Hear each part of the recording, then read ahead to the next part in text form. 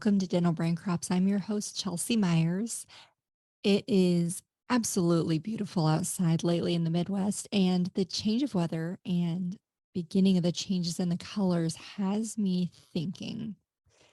I was thinking about how there are so many times that I hear myself say, maybe in the heat of the summer, that I can't wait for things to cool down and for fall to roll in because I love this time of year. To me, it is really just perfect. I love things all about the seasons, but there's some things about the fall that are just magical to me. So when I'm in a less comfortable time of the year, like the blistering heat or freezing cold, I find myself dreaming of more comfortable weather.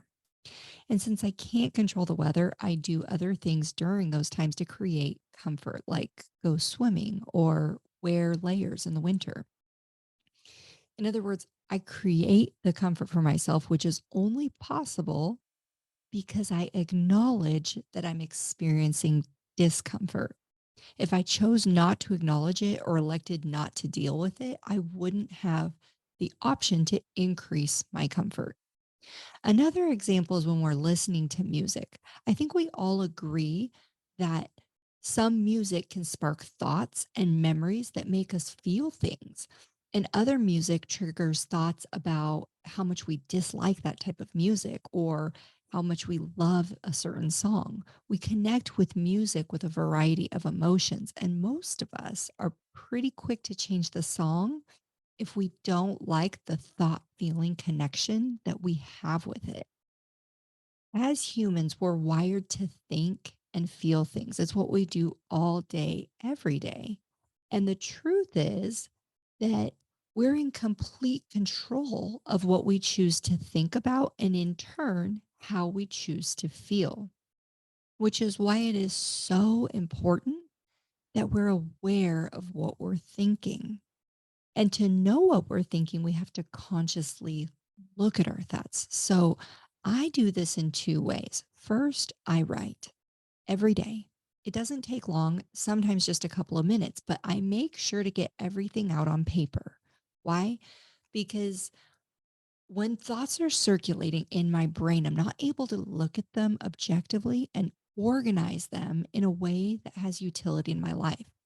There's a ton of research out there on how we think and what we think about. And one study indicated that most of the thoughts that we have are repeated thoughts or thoughts built upon repeated thoughts, which is fine, right? If you're completely ecstatic about where you're at in life and you truly believe there's nothing left to make gains on or areas to expand in. But if you're like me or like most people interested in self development, you realize that thinking the same isn't going to get you different results. And I personally want to be made aware of any areas that I'm repeating thoughts or building on repeating thoughts or otherwise self stumbling. And the way that I create that self awareness is to write my thoughts down. I write anything in the realm of what's bothering me, what problems I see, what I wish was different, where I'm struggling. And from there, I can make some choices about what I see. Sometimes the mere exercise of writing is a relief. Other times, I'll notice something in my writing that warrants further thinking or more discovery. And then sometimes I realize that I've been thinking or believing something that just doesn't serve me at all. Now, it's important when we're engaging in this type of work that we're really thorough. Not that we have to dig for things that aren't there, but more so that we make sure to write down the things that for sure are there and don't leave anything out on purpose, because the thing you leave out will make itself known all day long as it runs in the background of your mind. I was talking to a client the other day and I explained it like this. I said, when I go to wash my kids' clothes, I make sure to check their pockets because oftentimes there's stuff in them and it needs to come out. A lot of times I find Hot Wheels or rocks or money. And sometimes I find things like gum or candy that has a high potential of creating a sticky mess if they're left in the clothes. So by getting it all out, you get to decide how and when you'll deal with the things that you write down. And here's why this works. Our brains like predictability. they like safety, they like knowing. So if there's something on my list that I realize I need to deal with or work on in some way, I can decide when I'm going to do that. Maybe I decide that I can deal with it at 6 p.m. tonight. Maybe it needs to wait until next Tuesday morning. Whenever it is, whatever I decide, that's what I can remind myself when the reminder thoughts pop in my head about the thing. And while the brain will still offer thoughts about it, having the planned time to handle it provides a level of peace in the interim. So that's one way I create awareness with my thoughts. I write. The other way is that I observe what I'm thinking about all of the time. I literally try to hear or see what my brain is thinking, which, if you haven't done, may sound a little kooky, but I promise you it'll be one of the most advantageous things you can do in relation to creating what you want in your life. So, the first thing to understand is that you are not your thoughts. You have a brain that offers you thoughts and ideas, but you are not your brain. You are you. So the thoughts that are in your brain are optional and subject to change as you see fit. And here's how that works. I'm in line at the store and the cashier looks at me with her eyebrows raised and says, "Okay, ma'am, I'm going to need you to step out of line while we get your son's prescription. It's not ready and you're holding up my line." Immediately, the good protector that my brain is registers a tone that suggests aggression, and the red flags start rising. And then the thought, "she's really rude," pops into my mind. What a lot of us do, and I know because I've done this, is we believe that thought and we run with it. We decide that she's rude, which puts us in a negative vibration. And now we're thinking about how rude she is and how she could have said something differently. We talk to our friend about what just happened and involve them in our drama about the situation.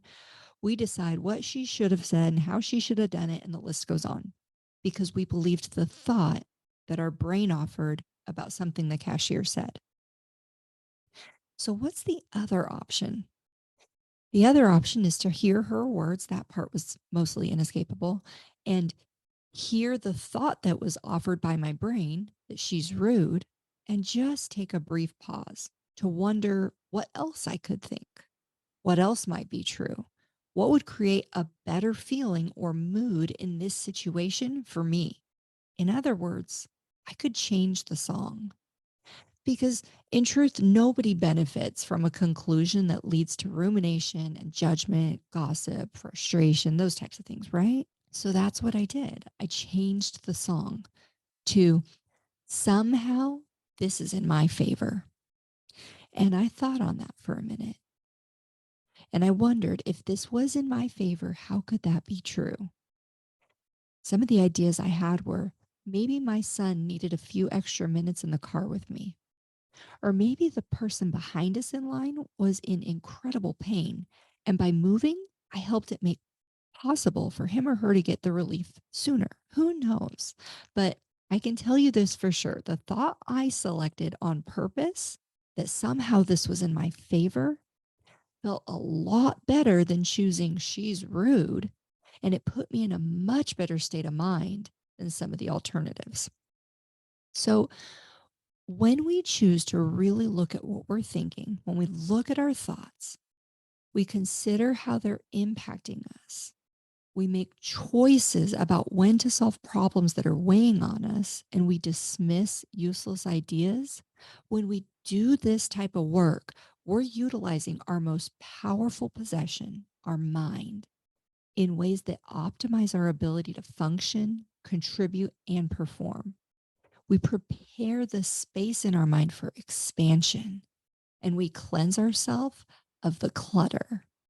It's simple work, but it takes a lot of effort, consistent effort, daily effort. And I promise you that it's worth it.